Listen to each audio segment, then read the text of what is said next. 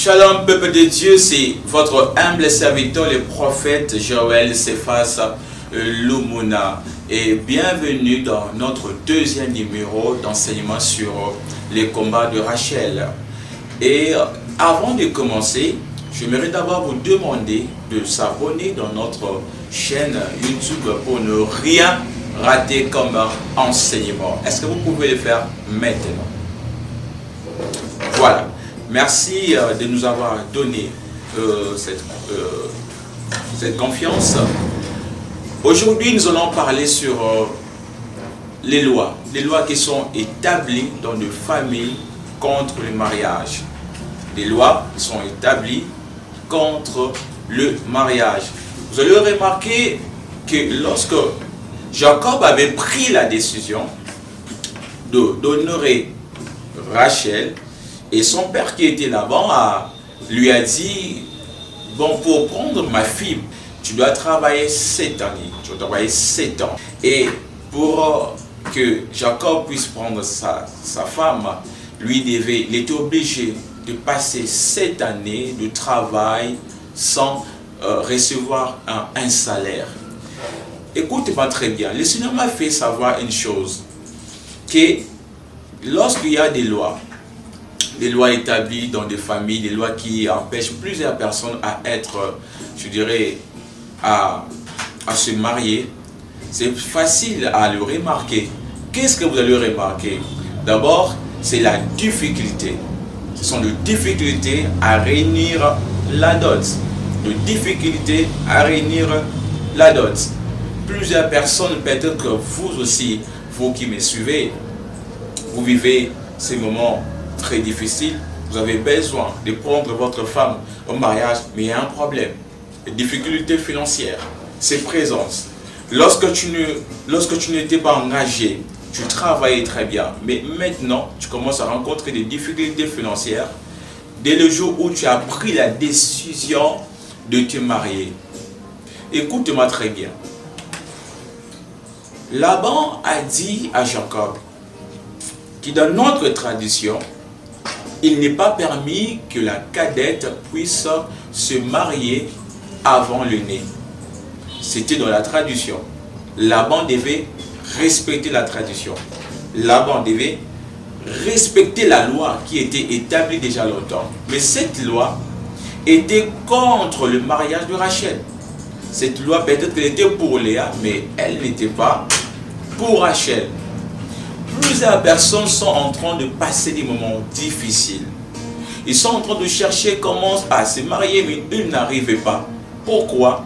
Il y a la loi qui était déjà établie dans les familles qui leur empêche de réaliser leurs rêves, qui leur empêche d'entrer dans les mariages et de vivre vraiment leur mariage. Parce que il n'y a pas de loi sans esprit.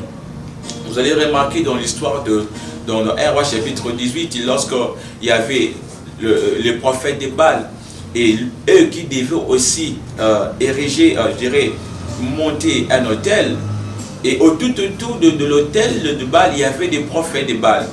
Les 450 prophètes représentent les esprits qui agissent tout autour d'une loi qui est déjà établie dans les familles.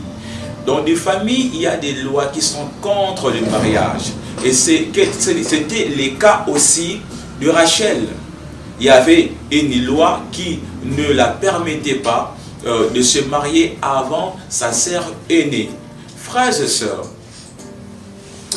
j'ai vraiment un message très fort à vous donner. Le message, c'est quoi juste? Comment comprendre que votre famille est sous la loi qui combat le mariage? C'est facile à comprendre.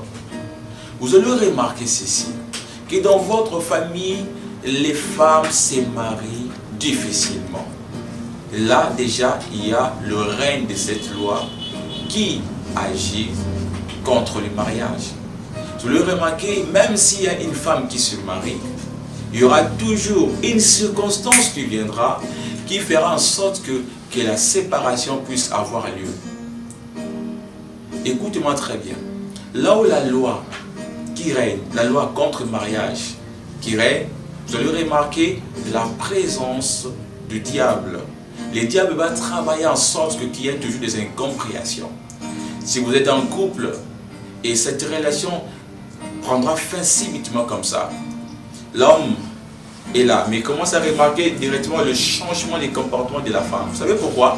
Parce que la nuit auquel Jacob devait prendre sa femme comme épouse, Laban a glissé Léa pendant qu'il se faisait noir, pendant qu'il y avait tellement de ténèbres. Lorsqu'il y a le ténèbre, il y a des changements de comportement, il y a des changements d'attitude. L'homme se dit, est-ce que c'est vraiment ma femme? Je ne reconnais plus ma femme. Peut-être la femme aussi, elle se dira aussi, est-ce que c'est vraiment mon mari? Je ne le reconnais plus.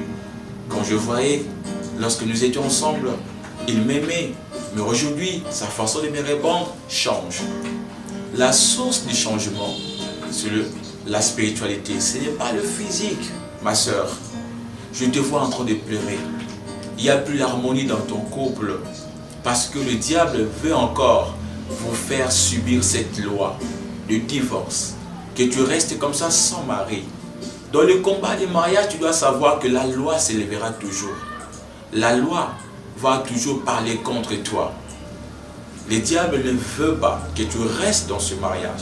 Le diable ne veut pas que tu te maries. La loi, que faire? Que faire maintenant? Oh my God. J'ai quelqu'un à te présenter. Cherche la prière, cherche Jésus. C'est lui qui est la vraie solution. Avec Jésus, tu auras la facilité de vivre la victoire sur ce combat. Parce que le diable veut te détruire. Mais Jésus veut te donner sa paix. J'aurai encore besoin de vous pour vous donner encore beaucoup de révélations sur les combats du mariage. Vous qui me suivez, vous qui subissez des moments très difficiles à ce qui concerne le mariage, je vais encore vous inviter à rester connectés pour avoir encore beaucoup de révélations sur les combats du mariage. Parce que je sais qu'au finalité, le Seigneur Jésus-Christ de Nazareth vous donnera de la victoire. Vous êtes bénis. C'était votre humble serviteur, le prophète Joël Cephas Lumuna, la voix qui crie dans le désert. Restez connectés pour ne rien rater. Que l'Éternel vous bénisse.